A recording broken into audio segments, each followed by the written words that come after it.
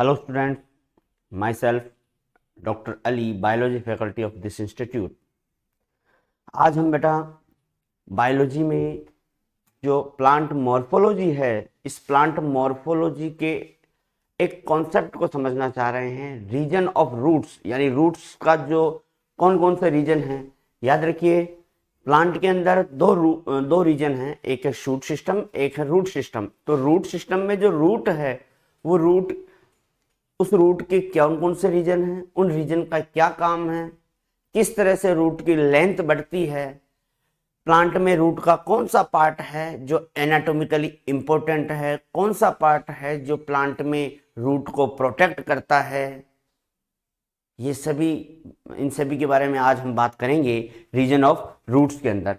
तो region of roots में सबसे पहले आता है रूट कैप।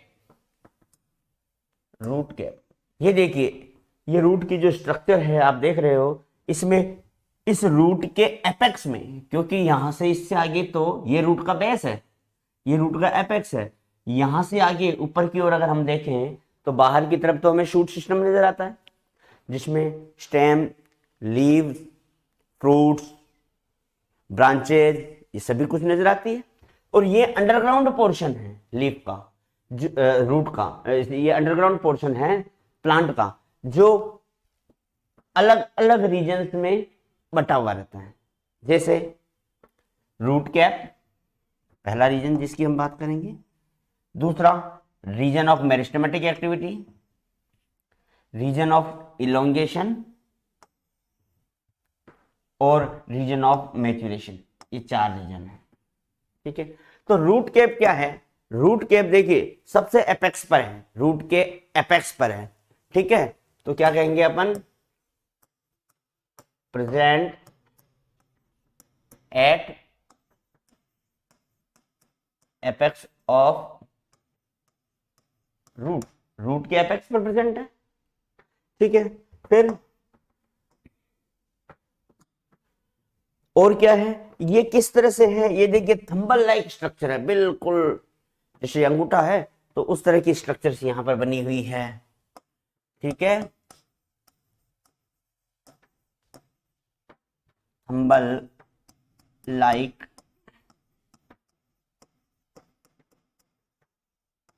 स्ट्रक्चर है, थंबल लाइक स्ट्रक्चर है। ठीक है, इसके अलावा ये काम क्या करती है, ये स्ट्रक्चर क्या करती है? याद रखिएगा बेटा, जब रूट इलोंगेट होकर के, क्योंकि रूट इलोंगेट होगी, ये अंडरग्राउंड पोर्शन है, तो रूट इलोंगेट होकर के जब अंदर की ओर जाती है, नीचे की ओर, तो यहां कोई पाइप तो नहीं लगा हुआ है कि सीधा सीधा रूट जो है अंदर की ओर उतरती हुई चली जाएगी नीचे, नहीं। तो रूट को सोइल पार्टिकल्स के साथ में टकराना है। तो सोइल पार्टिकल्स कहीं इसके जो ये इंपॉर्टेंट रीजन है, second region, region of meristematic activity, that is very very very important region of the root. ठीक है, तो कहीं इस रीजन को डैमेज ना हो जाए, सोइल पार्टिकल्स के जो टकराव है, सोइल पार्टिकल्स जो है उनके कारण जो कोलिजन है, उसके कारण कहीं ये मेरिस्टेमेटिक रीजन खत्म ना हो जाए, नष्ट नहीं हो जाए, डैमेज नहीं हो जाए, इसको प्रोटेक्ट करने के लिए ये रीजन है। ठीक है, तो क्या कहेंगे हम, ये कौन सा है? प्रोटेक्टिंग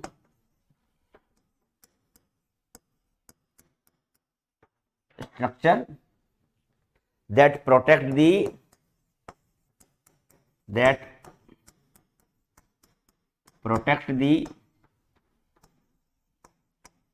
meristematic,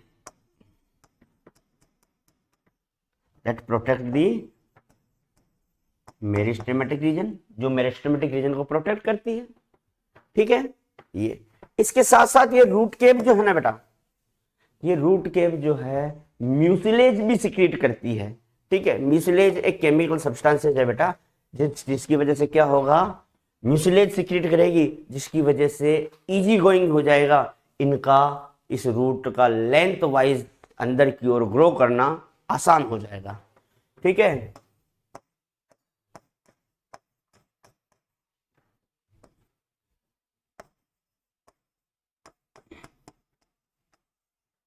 म्यूसिलेज को सिक्रीट करेगी। ठीक है, ये रूट कैप जो है बेटा याद रखिएगा एक चीज इंपॉर्टेंट और, कि रूट कैप जो है टेरेस्ट्रियल प्लांट में मिलती है, जो एक्वाटिक प्लांट है उन एक्वाटिक प्लांट में रूट कैप नहीं मिलेगी, बल्कि वहां पर रूट पॉकेट होते हैं। That is also important with reference to root cap in aquatic plant. In aquatic plant, root pocket. Aquatic plant के अंदर क्या मिलेगा बच्चों? रूट पॉकेट मिलेगा। अब यहां से एक क्वेश्चन जो बन रहा है एमसीक्यू के पॉइंट ऑफ व्यू से हम देखें नीट में, वो क्या बन रहा है? Which one of the following region of root, which one of the following region of root protect the root, या ऐसा भी कह सकते हैं कि which one of the following region of root perform as a protective structure of root।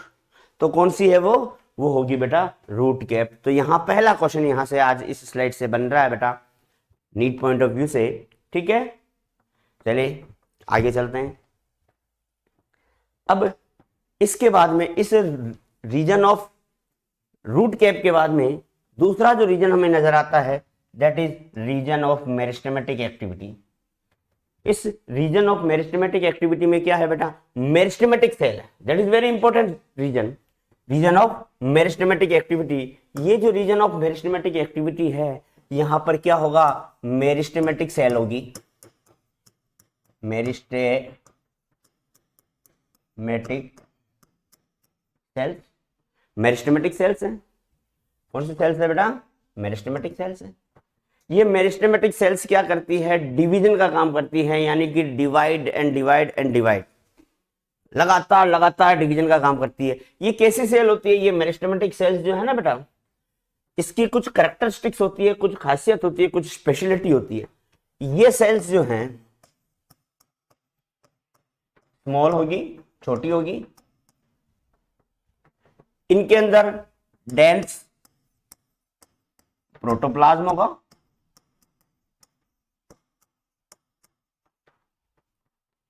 इसके साथ साथ इनकी जो सेल वॉल है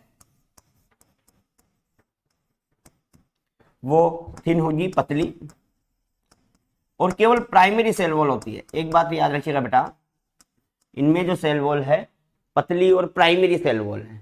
क्यों पतली है? क्योंकि सेल डिवीजन करना है इन सेल को। यहाँ की जो सेल्स है आप देख रहे हो, छोटे छोटे से डॉट्स नजर आ रहे हैं, ये डॉट्स क्या है? मेरिस्टेमेटिक सेल्स हैं। और मेरिस्टेमेटिक सेल्स का काम होता है हमेशा डिवाइड करते रहना, यानी मेरिस्टेमेटिक सेल है वो हमेशा डिवाइड करेगी। ठीक है, तो जब डिवीजन करना है तो डिवीजन के लिए जो जो फेवरेबल सिचुएशंस हो सकती है वो सारी सिचुएशंस नेचर ने इन सेल्स में रखी है। जैसे स्मॉल सेल्स हैं, तो जो स्मॉल सेल होगी, जो सेल स्मॉल होती है बेटा, जितनी स्मॉल होगी उतनी ही ज्यादा एक्टिव होगी। सरफेस एरिया के पॉइंट ऑफ व्यू से हम बात कर रहे हैं, सेल उतनी ही ज्यादा एक्टिव होगी। जितना ज्यादा डेंस प्रोटोप्लाज्म सेल के अंदर होगा, सेल की सेल डिवीजन करने की एबिलिटी उतनी ही ज्यादा होगी, या उतना ही जल्दी वो डिवाइड कर पाएगी। सेल वॉल जितनी पतली होगी उतना ही डिवीजन में आसानी होगी। तो ये कुछ प्रॉपर्टीज है, कैरेक्टरिस्टिक्स है जो इनके अंदर है। और दूसरा, इनमें प्लाज्मोडेस्माटा कनेक्शन भी बहुत मिलता है। प्लाज्मोडेस्माटा कनेक्शन का मतलब है एक सेल दूसरे सेल से जिस साइटोप्लाज्मिक थ्रेड्स के थ्रू जुड़ी हुई है उसे हम प्लाज्मोडेस्माटा कनेक्शंस कहते हैं। क्या है ये? प्लाज्मोडेस्माटा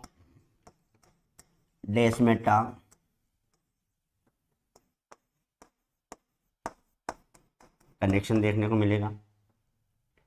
और यहां की सेल्स किस तरह से डिवाइड करेगी बेटा? यहां जो सेल्स है ना डिवाइड करेगी, एक से दो सेल बनेगी, लेकिन दोनों की दोनों सेल वापस से डिवाइड नहीं करेगी।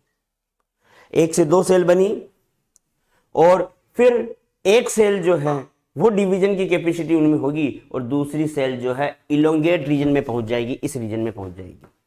किस तरह से? जैसे ये एक सेल है यहां की, इसने अपना प्रोटोप्लाज्म बढ़ाया, ये बढ़ा दिया प्रोटोप्लाज्म, ग्रोथ हुई यहां पर इसकी, इसको हम कहते हैं प्रोटोप्लाज्मिक ग्रोथ। और ग्रोथ होने के बाद इसमें हो गया डिवीजन। क्या हो गया? डिवीजन हो गया। कौन सा डिवीजन हुआ? माइटोसिस हुआ। क्या बन गया? ये दो सेल बन गई, एक ये बन गई, एक ये बन गई। दो सेल में से ये सेल, एक सेल जो है ऊपर चली जाती है, यानी कि यहां से ऊपर जाएगी तो region of elongation, elongation region में चली जाती है।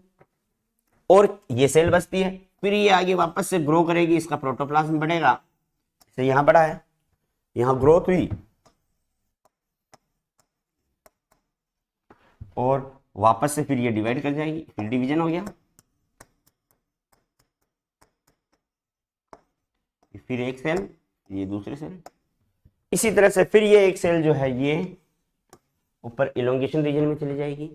तो हम क्या देख रहे हैं कि जो सेल्स है, सॉरी, जो मेरिस्टेमेटिक सेल्स है, ये मेरिस्टेमेटिक सेल्स अपने आप को ग्रो करेगी, प्रोटोप्लाज्म बढ़ेगा और फिर डिवाइड हो जाएगी। और जो डिवाइड हो रही है, एक सेल से दो सेल बनी, उनमें से एक सेल जो है इलोंगेशन रीजन में पहुंच गई, केवल एक सेल बची। ये एक सेल जो है ग्रोथ करके फिर अपना प्रोटोप्लाज्म बढ़ाएगी और फिर डिवाइड होगी दो में, और फिर दो में से एक सेल जो है इस इलोंगेशन रीजन में पहुंच जाएगी।